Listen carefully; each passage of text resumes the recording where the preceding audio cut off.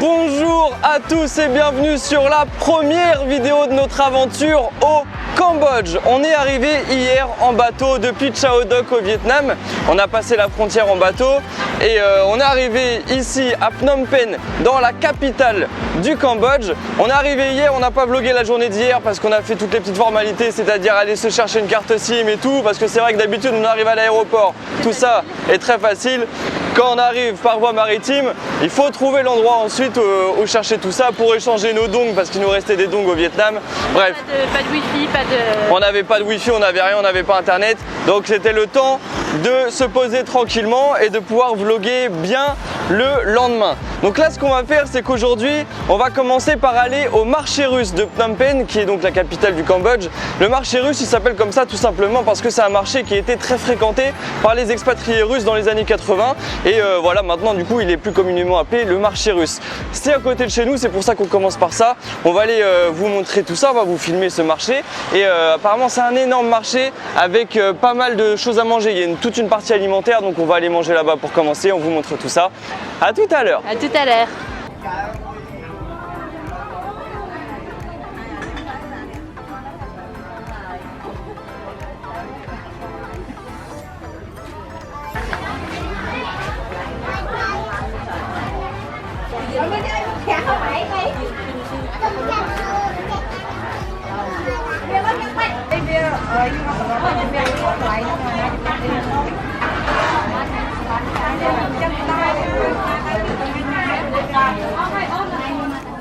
Bon, on est dans le marché là et on est totalement dans le noir. En fait, ça a commencé dans notre logement parce que quand on s'est levé, quand on s'est préparé et tout, on a eu une coupure d'électricité. Il n'y avait plus d'électricité du tout, donc plus de frigo, plus d'eau chaude, plus de wifi, plus rien. Et on pensait que c'était que chez nous. Et là, on s'est aventuré dans le marché, totalement dans le noir. On s'est demandé d'ailleurs si c'était là ou pas parce que c'est vrai que c'était assez sombre. Et en rentrant dans le marché, c'est vrai que là, tous les ventilos ne marchent plus, il n'y a plus de lumière. Ils s'abritent là avec des flashs. Et du coup il fait très chaud, même les locaux je pense qui ont l'habitude de la chaleur, on les voit, ils sont avec les éventails parce que les ventilos ne marchent plus et il fait très chaud. Bon, le marché est très grand, c'est un marché couvert, du coup les seules lumières qu'on a, c'est les petites ouvertures dans le plafond comme ça qui permet d'avoir de la lumière. Du coup on a reporté le repas parce qu'on s'est dit s'il n'y a plus d'électricité, plus rien, on ne sait pas trop ce qu'on va manger parce que tout se fait quand même avec des machines, mine de rien. Donc bon, on va se balader dans le marché puis on mangera après. À tout à l'heure. À tout à l'heure. Bon, après avoir fait un bon tour du marché russe, on s'est posé dans un resto qui n'est pas très loin et on a regardé du coup pour savoir ce qui se passait au niveau de l'électricité, pour savoir les raisons de tout ça, parce que c'est vrai qu'on a constaté qu'un peu partout dans la ville, même partout dans la ville, il y avait vraiment plus d'électricité du tout. Donc on a regardé et en fait ces derniers mois au Cambodge, le temps a été très sec et très chaud, et ce qui a fait que les Cambodgiens ont consommé beaucoup d'électricité et aujourd'hui en fait en ce moment la compagnie publique qui fournit l'électricité dans le pays n'a plus assez d'électricité à fournir en fait, tout simplement. Ils n'ont pas assez produit d'électricité si vous voulez pour fournir tout le pays en électricité. Donc ce qui fait que maintenant tous les jours il y a des grosses pauses en fait dans la journée, vraiment de plusieurs heures dans la journée où on ne peut pas utiliser l'électricité puisque ils préfèrent l'économiser pour le soir et la nuit pour pouvoir éclairer et pour que les gens puissent s'en servir chez eux. Donc là on est dans un resto, par exemple là, voilà, il n'y a pas de ventilateur, ils nous ont bien dit que bon, ils font comme ils peuvent pour cuisiner parce que c'est vrai qu'il y a des choses qu'ils ne peuvent pas faire en cuisine parce qu'ils n'ont plus d'électricité. Les jus de fruits par exemple, on voulait prendre un jus de fruits, on s'est retrouvé avec des coca. On avait voulu prendre un jus de fruits, ils ne peuvent pas utiliser le mixeur pour faire les jus de fruits frais. Donc voilà, c'est plein de petites choses comme ça. Du coup je vais vous montrer quand même ce qu'on a pris. On a pris, alors déjà pour vous montrer, c'est des pailles en bambou, donc ça c'est cool. C'est sur la carte c'était écrit on n'utilise pas de plastique, say no to plastique, le hashtag, donc ça c'est cool. Moi je me suis pris un petit burger là qui a l'air vraiment top avec une petite mousse d'avocat là et voilà, avec des petites frites. Marion elle s'est pris un petit cordon bleu fait maison là, ça a l'air trop bon. avec la petite purée qu'elle a. Franchement, ça a l'air vraiment top. Et du coup, bah voilà, il fait très chaud. Hein. Là, il fait 36 degrés actuellement pour que vous ayez une petite idée. Et donc, du coup, bah, dans les restos, même dans les logements, bah, plus de clim, plus de ventilateur. C'est vrai que On le ressent. on le ressent. Bon, on mange ça, on se retrouve après. À tout à l'heure. Bon, on a fini de manger et pour continuer de se déplacer dans la ville de Phnom Penh, on a pris un tuk-tuk. Alors là, celui-là, il est fermé, donc il y a une petite ouverture là quand même. Et puis, il y a notre chauffeur devant. Mais sinon, il est fermé là sur les côtés. Et la particularité ici, c'est qu'on peut commander des tuk-tuk directement sur l'application Grab dont on se sert depuis le début de notre voyage. Mais c'est vrai que par exemple en Thaïlande, on prenait des tuk-tuk, mais il fallait les arrêter et il fallait négocier avec eux les prix. Là sur Grab, on peut directement prendre des Grab tuk-tuk. Et ces Grab tuk-tuk, on peut être jusqu'à 3 personnes dedans et ça coûte beaucoup moins cher que des Grab voitures. Là par exemple, on paye pour un trajet de 25 minutes, on paye 6100 riels. Les riels, c'est la monnaie d'ici. Il faut savoir aussi que c'est particulier ici au niveau de la monnaie parce qu'ils utilisent les riels qui est leur monnaie officielle, mais ils servent beaucoup plus des dollars américains. Donc en fait, ce qui fait que quand on paye quelque chose, on va le payer en dollars. Par exemple, nous, pour retirer de l'argent, on a retiré en dollars. On utilise quasiment que des dollars et ils vont utiliser les riels pour la petite monnaie, c'est-à-dire les petits centimes quand on va vous rendre la monnaie. Donc là, par exemple, le prix il est de 6100 riels. Il faut savoir que 1 dollar, c'est à peu près 4000 riels. C'est comme ça qu'ils se repèrent. Donc ce qu'on fait, c'est que là, pour payer, on va donner 1 dollar et 2100 riels. Donc voilà, faut avoir les taux de conversion quand même dans la tête pour pas se faire avoir et pour bien comprendre. Mais pour l'instant, voilà, on a pris des tuk-tuk hier, on n'a eu aucun problème. Ils sont super souriants, ils nous rendent la monnaie à chaque fois, il n'y a aucun problème. Et on les sent, je vous avoue, un petit peu moins agressifs quand même qu'en Thaïlande. En Thaïlande, franchement, c'était vraiment agressif. On nous klaxonnait, on venait nous prendre dans la rue, on nous parlait pendant 15 ans, même si on disait non, on continuait de nous dire mais si, mais si, mais si. Là, il y a toujours le petit sourire et tout. Les Cambodgiens, on les sent vraiment très agréables, donc ça c'est cool. Bref, on est dans le tuk-tuk. Là, on va se rendre au monument de l'indépendance de Phnom Penh. On va vous expliquer après ce que c'est et on va vous montrer tout ça, ne vous inquiétez pas. Donc on fait notre petit trajet en tuk-tuk, on se retrouve après. À tout à l'heure. À tout à l'heure.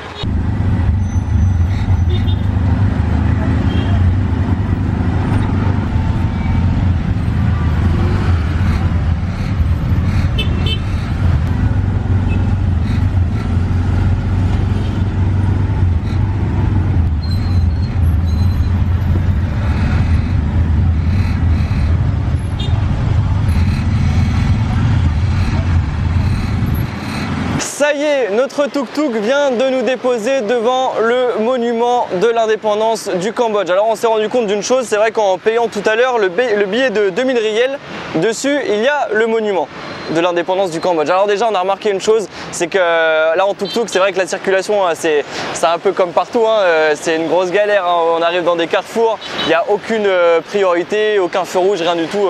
Tout le monde se débrouille un peu comme il veut pour aller dans la direction où il veut aller, mais quand même différence avec le Vietnam qu'on a fait juste avant. Est-ce que vous entendez?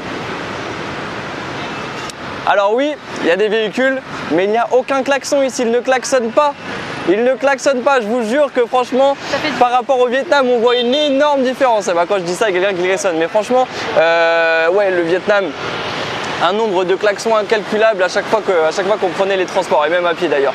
Bref, pour vous expliquer, ça c'est le monument de l'indépendance du Vietnam. Il faut savoir que le Vietnam était sous protectorat français de 1863 à 1953 quand même. Pendant 90 ans, la France a occupé le Vietnam et le pays est indépendant seulement que depuis 1953. Et c'est en 1958 que ce bâtiment a été construit. Donc voilà, on vous le montre, il est au milieu d'un grand rond-point. Il y a le drapeau du Cambodge qui est juste à côté. Le drapeau du Cambodge, il est bleu et rouge et au milieu, c'est les temples d'Angkor qui sont représentés. Donc voici le bâtiment. On va se balader parce que j'ai l'impression qu'un petit peu plus loin là-bas, il y a d'autres petits bâtiments, d'autres petites choses à voir qui ont l'air très jolies. Donc on se balade, on vous montre tout ça. A tout de suite. À tout de suite.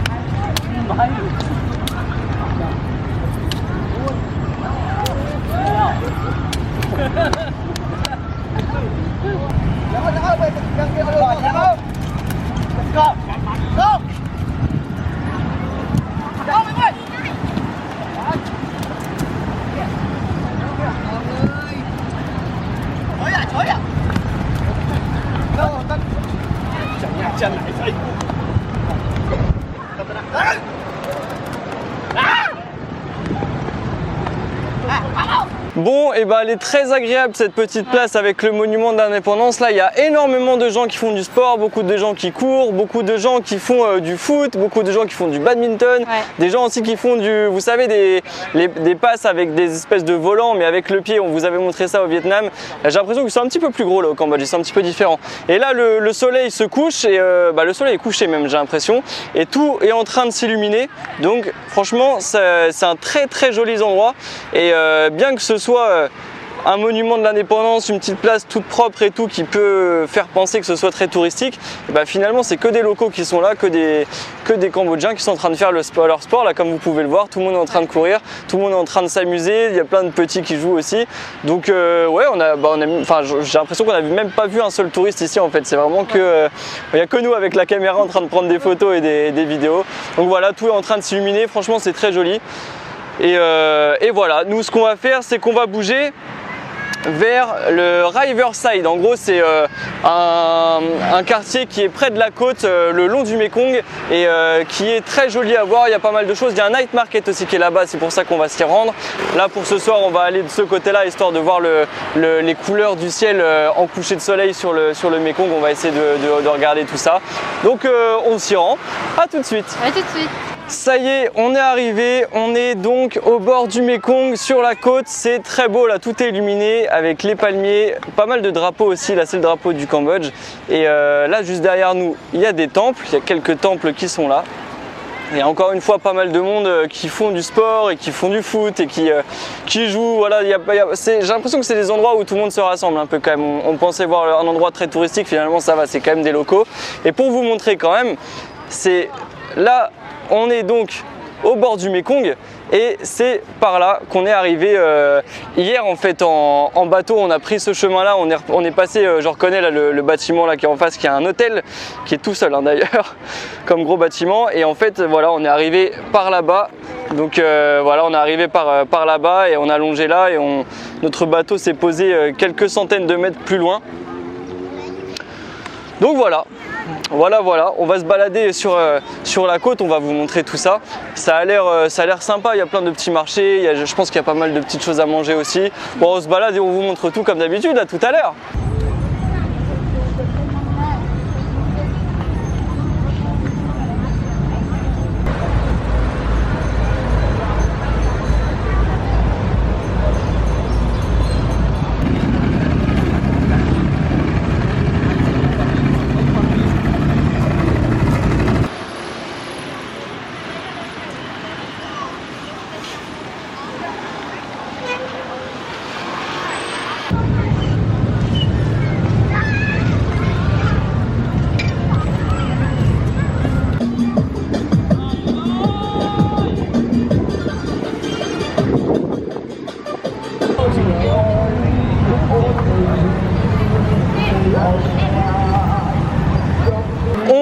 arrivé au Night Market qui est donc au bout de la Riverside et il a l'air très cool comme Night Market. Il a l'air déjà un petit peu plus organisé que ceux qu'on peut faire parfois qui sont vraiment un énorme bordel en plein milieu des villes. Là il y a une petite entrée et tout et ça a l'air d'être assez bien quadrillé, on va dire, au niveau des petites rues à prendre pour aller sur chacun des stands. Donc voilà, il a l'air d'être quand même assez grand. Je vous montre ce qu'il y a en face de nous. Voilà, donc c'est un grand marché avec pas mal de textiles là notamment, mais apparemment il y a aussi tout un coin nourriture où on peut manger et apparemment c'est en mode vraiment une ambiance très locale, en mode on mange sur des tapis par terre et tout. Enfin c'est ce qu'on a lu de ce qu'on s'est renseigné. On va regarder parce que des fois c'est quand même différent de ce qu'on nous annonce. On va se balader, on vous montre ça après. On va vous montrer ce qu'on va manger quoi qu'il arrive, donc on se retrouve après. À tout à l'heure. À tout à l'heure.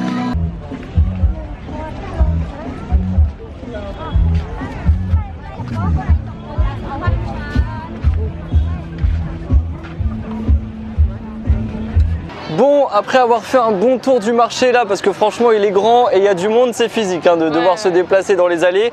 On s'est posé là donc là où il y a tous les stands de nourriture et donc on est tous assis par terre sur des petits tapis. On a pris nos plats là, je vais vous montrer. Moi je me suis pris des nouilles frites avec du poulet.